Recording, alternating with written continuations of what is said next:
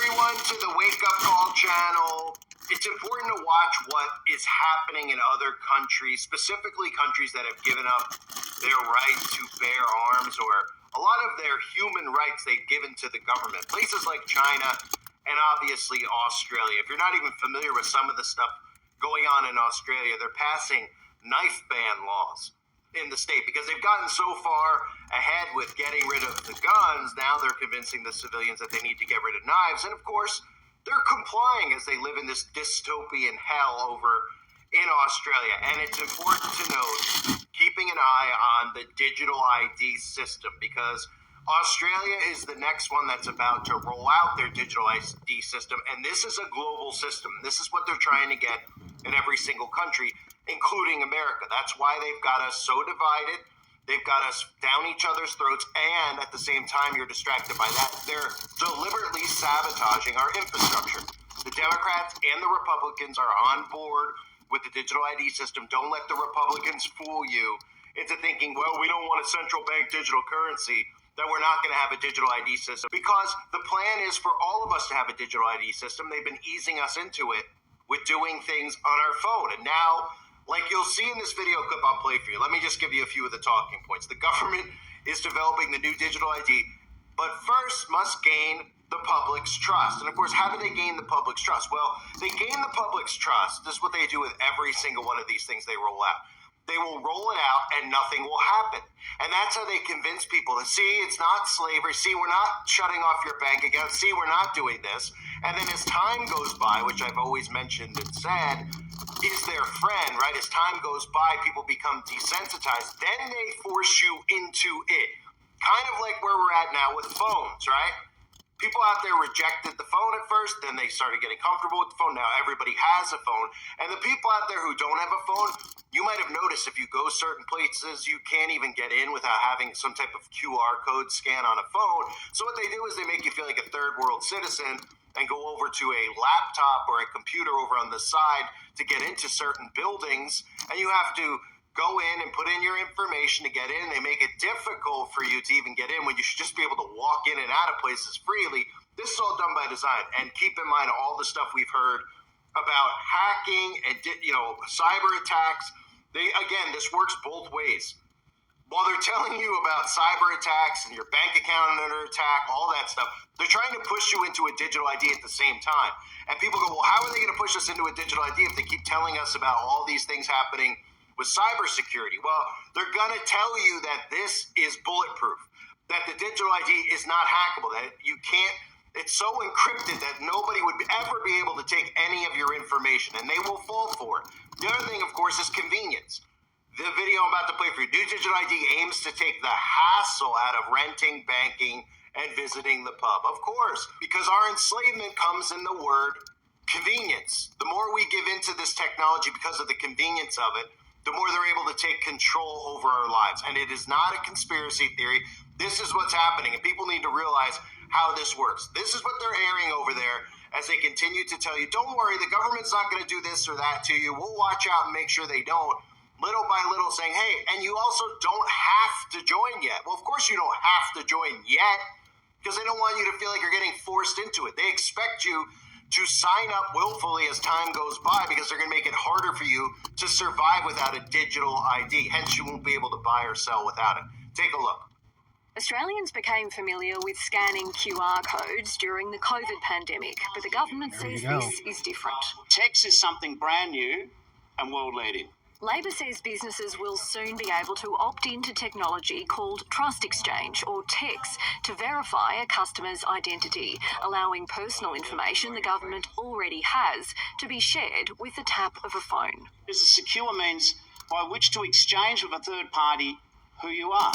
The aim is for customers to hand over less personal data, preventing businesses from storing it and becoming targets for hackers. So how would this work in practice? Say you're checking into a hotel and would usually hand over your passport. With Tex, you'd scan a QR code at the front desk that digitally shakes hands with your MyGov app. The app lets you choose what personal information gets shared with the hotel, and you'll have a record in your MyGov app of what you shared and where. Cyber experts have concerns about that record. If the government's involved in every transaction, then they have the potential to know that I've gone to this hotel at this time. But the government says it won't be tracking how people use the technology. Australians would understandably want to be satisfied that the privacy issues have been thought through here. With Tex, data will be secure. Tex will be time-saving, it'll be money-saving. Minister Shorten says companies such as Google and Telstra will be involved in developing the technology, with a pilot ready to be trialled next year. Australians are happy to tap and go. Now the government wants them to tap and show. What we want to do is make life easier, allow your credentials to be at your fingertips and keep your personal information safer. A digital ID called Tex linked to MyGov, removing the need to hand over passports, driver's licenses, birth certificates for companies to store and too often lose to hackers. The Optus incident, one of the first on a large scale, showed why we have to do things differently. The information will be heavily encrypted, so no sensitive data is shared or stored. Using a QR code and a simple tap to verify ID for hotel bookings, hiring cars, signing up for phones and more. This is really a game changer in putting citizens at the centre of their identity management. The Tex system will use personal data already stored on MyGov and send a digital receipt of all information shared and with whom. Chance of fraud reduced, but not entirely removed. Some people will go and try and create false MyGov identities. We're trying to strengthen all of the issues against that. The Tex system is in the final stages of development with the aim of being rolled out next year. Using it, though, will be optional. Google and Telstra are helping develop the technology. Tex will be time-saving. It'll be money-saving. The opposition raising questions. Mr. Shorten is talking a big game, but let's wait and see whether he can actually deliver. Saying tap and show is a wait and see. So again, this is being rolled out in Australia, and eventually, if you don't understand how this works, the digital ID moves to a phone, right? So it's people out there are going to go, well, you know, it's annoying anyway. I got to get my license out. I got to get my insurance card out. I got to get my passport out. Why can't I have it all in one place? Well, that's how you fall for it, hook, line, and sinker. When really you shouldn't even need all these things to identify yourself, but of course, they fear porn people into giving up all of their freedoms, into thinking that we need all of these IDs to go here, go there, do this, do that for safety measures. Then at the same time, they allow people into our country and every other country out there that they're doing this deliberate invasion at the border in, which is all done by design. Those people don't need IDs, right? It's utter insanity that we're allowing it. But if you don't know, eventually the digital ID, which starts on your phone, ends up inside your body. You become the QR code, okay?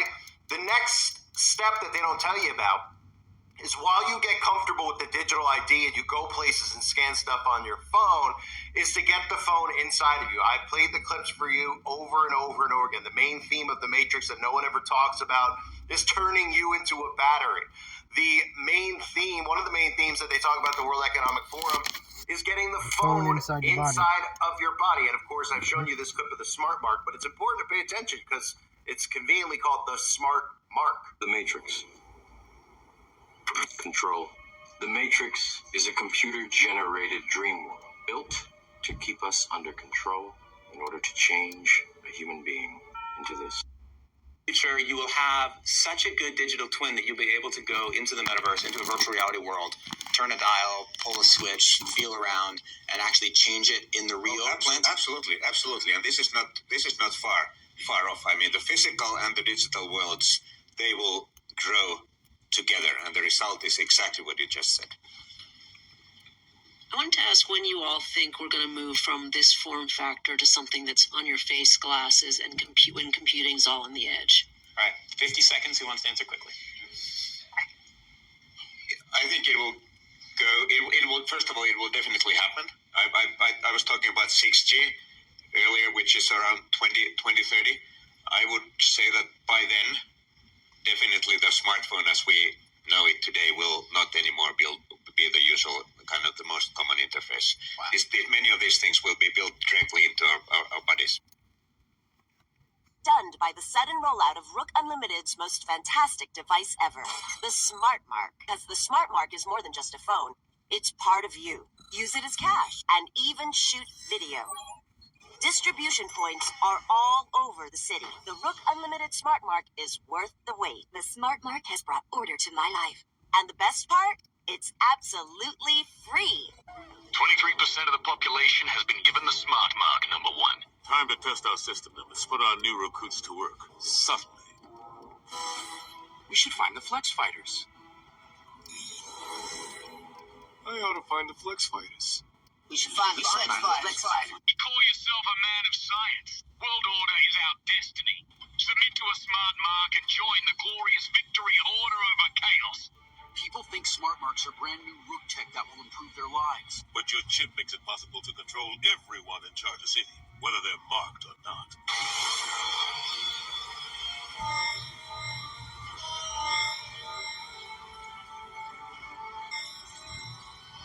So eventually, this is what the world looks like, right? We have a digital ID system in place in all these countries. Again, it'll be global, the digital ID, your passport, your life, everything will be, right? But to start, it's not going to be inside your body. First, they need you to comply to this, and convenience is the name of the game. Then over time, which will be short, a few years, the next step will be the transition of the phone inside of the body. Do you see where this is going? Why I put in the clip of the Smart Mark, right? Wearable tech going into your skin underneath your body. But first, the most important thing, which is always the most important thing, is the propaganda. This system does not function without their propaganda. This system also does not function without technology. So for those of you who say over and over again, how do we get out of this? Who think that the answer is a civil war or this or that or going and rioting against the government, separate yourself from technology. Become less dependent on technology for information, which means when you have a question, instead of a Google search, have books on hand, have books and things that are offline so that you could take care of yourself without depending on technology. The less dependent we are on technology, the less control they have over us. It's that simple. But the more we move forward with tech, the more we're getting closer to our digital enslavement. And one of the things out there that's really important to pay attention to, not just other countries who are moving forward with digital IDs, but watching how the theatrics of politics plays out. Because a common theme here that you're seeing is that Republicans are okay with the technology. They're okay with doing things. It's going to prevent cyber attacks and all this other stuff and misinformation, because that's what this really leads to, is the misinformation stuff. The other thing in Australia, which I mentioned a couple of months ago, was really how they want to criminalize people for posting stuff online. In the words of Cybersecurity Minister Claire O'Neil, just about every problem that we have as a country is either being exacerbated by or caused by social media. And we're not seeing a skerrick of responsibility taken by these companies. And why is this happening? Because on social media, bad behaviour is good for business. The social media giants, they profit from evil videos. They profit from bullying. They profit from online con artists. They profit from glamorising eating disorders. In the words of a British father who, like Wayne, lost their child to suicide, they monetise misery. In Meta's case, according to a recent report in the UK's Sunday Times magazine, that profit is a staggering $136 million every single day. It's understandable that we focus on the content that is causing the harm, but the other truly damaging aspect of all this is the partnership between the content and the conduct of the businesses that distribute it. The content and the conduct are partners in crime. We know this is the case from Facebook whistleblower Frances Haugen. She says that Facebook knew its algorithms were damaging teenagers' mental health. It knew that posts instigated ethnic violence in countries like Ethiopia, and it failed to curb misinformation before the Capitol Hill riots on January 6. Around the world, people are demanding that the days of the digital Wild West have to stop. The algorithms and those that operate them in total secrecy are the biggest villains. It's time we made them accountable. And they're playing at people's heartstrings by telling you these stories about young teens who end their lives because somebody bullied them online. They don't build people up anymore and say, hey, who cares what somebody says? Sticks and stones may break my bones, but words will never hurt me. They don't do any of that stuff anymore. They want you to lay down and be emotionally weak because, again, that's how global communism works. And then you go to Big Brother so Big Brother can protect you. And really for Big Brother, it's not about protecting civilians from having their feelings hurt. It's about censoring speech, because the more we allow censorship of speech because you say a certain word and somebody's offended by that word and they can put more laws in place, eventually you won't be able to question the news, and you certainly won't be able to question the government. And that's what it's all about for them. That's what the digital ID is about as well. It's not just buying and selling online. It's talking online. There will be no anonymous. There will be none of us speaking online without having a digital ID in place. And that's when I'm done with speaking online, when that is the way that is. Although there'll still be loopholes and ways to get around it and using other people's IDs and stuff like that. But once it's embedded in you, then there's really no way around it. And that's the step that comes later. First, we get the digital ID in place. Then we get the digital ID, where the digital ID and the QR code becomes one with you. And people out there think it's crazy, but when it actually happens, they'll be desensitized by the process so much that they won't even see it coming, because that's how this mind control works. It's easing you into this stuff, right? I mean, the propaganda you saw being aired in Australia is, why do we need a digital ID? What's good about it? Well, then you think about all the propaganda you've heard over the last couple of years, right? Cyber attacks, bank attacks, AT&T attacks, data breach, all done by design to get you compliant. That's what the news is there for. It's to condition you, and it's conditioning people into being fearful that we need something else. And then when they come in and tell you that, well, a digital ID is unhackable, nobody will go, well, how is that unhackable? But this other crap is hackable. And then they'll go, well, it's encrypted. It's all things like they do with magic potions and other things they call science, then CERN, that type of stuff, where they don't expect you to understand. So they say, well, you can't hack it, right? Just like with CERN, oh, we're not trying to open a black hole. It's scientific stuff that you wouldn't get. So then the majority of sheeple out there go, oh, okay, well, they're telling us that it's not hackable anymore because of codes and stuff. Okay, I'm in. And then they go, well, look, in the beginning, all these people who got the digital ID, they're living wonderfully, right? That'll be the next step. Oh, look at the people who have the digital ID. Look how easy life is for them. They'll air propaganda on the news, and they'll show you how easy it is for people to get in and out of the airport, how easy it is to go to a restaurant, get a reservation, the simplest crap. They'll just feed it to you so that you watch and you go, all right. Well, you hear it once, you hear it twice, you hear it 10 times, and you finally go, I think I'm going to get the digital ID because you have one bad experience at the airport, which is deliberately being done, right? You go to the airport, you don't have a digital ID, they'll make the line harder, longer, more stressful on you. The more things you have to do to show that you're, safe to travel, and you'll go, with the digital ID, I don't even have to check my bag anymore. I don't have to do any of this stuff. I don't have to go through a security check. Nope. The digital ID, you don't have to do any of it. Oh, okay. And eventually they go, hey, all this stuff about digital ID being dangerous, what's the difference between me going online and banking with Bank of America or anything else? It's the same thing, man. No, it's not actually. It's not. Once you have your digital footprint all tied into your digital ID, you then officially belong to the government. You're officially a product of the government. And until that happens, we are still free. But once that happens, which is why I believe the digital ID ties into the mark of the beast, because again, your potion status, the vax, all those things are going to tie into the digital ID. And the digital ID just is going to be, your phone. You talk about doing it on your phone now with the QR code. It's going to be embedded in your genetic code.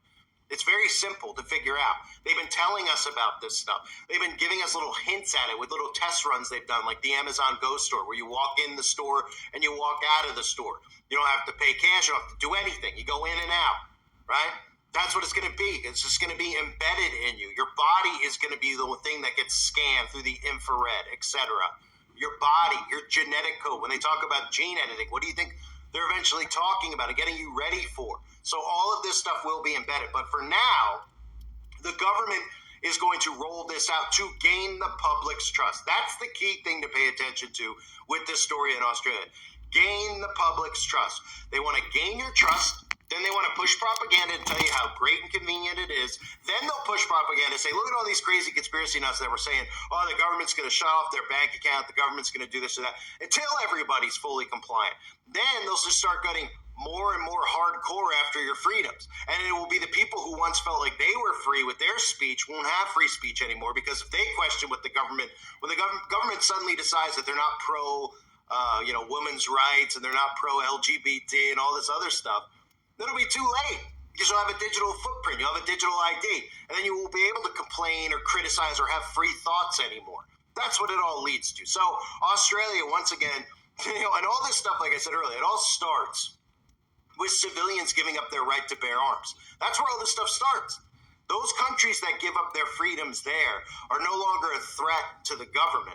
The government then just starts taking more and more and more. Like I said, Australia goes from no guns to what? Oh, they go from no guns to now no knives. They want to make sure you don't have knives. And now, like I mentioned recently, spreading into the UK, right?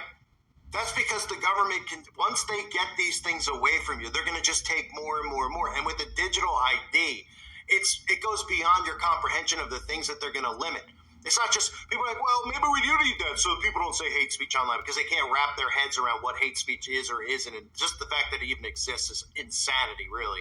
But how about when the government starts putting in carbon laws because of the climate agenda, and then they start saying, hey, you know what? You can't buy this at the grocery store this week. You're having 5 friends over, well, you're all going to have to share one hamburger, and it's not going to be real meat. It's going to be plant-based meat to keep you weak and pump that estrogen into you. Oh, you want to go do this? You want to go do that? You want to go to the movies? You went to the movies last month. You can't leave your house this month.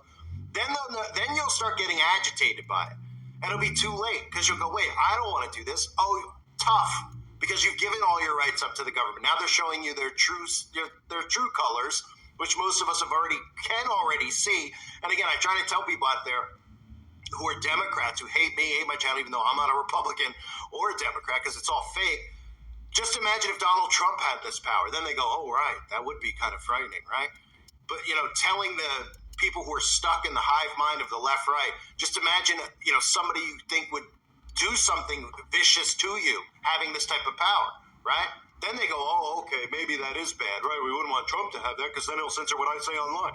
How about we just don't give any of our free will up to these psychopaths, these tyrants? How about that? How about the people realize what they're trying to do? And how that old saying that everybody knows, divide and conquer, order out of chaos, how it's happening right now. And on the flip side, while everybody's paying attention to fake charade elections, these are the things that the government is passing and trying to tell you it's for your safety and your protection, right? Meanwhile, nobody trusts the government as far as they can spit. Pretty incredible. I thank everybody for being here. Hope you're doing well. God bless you as always and your families.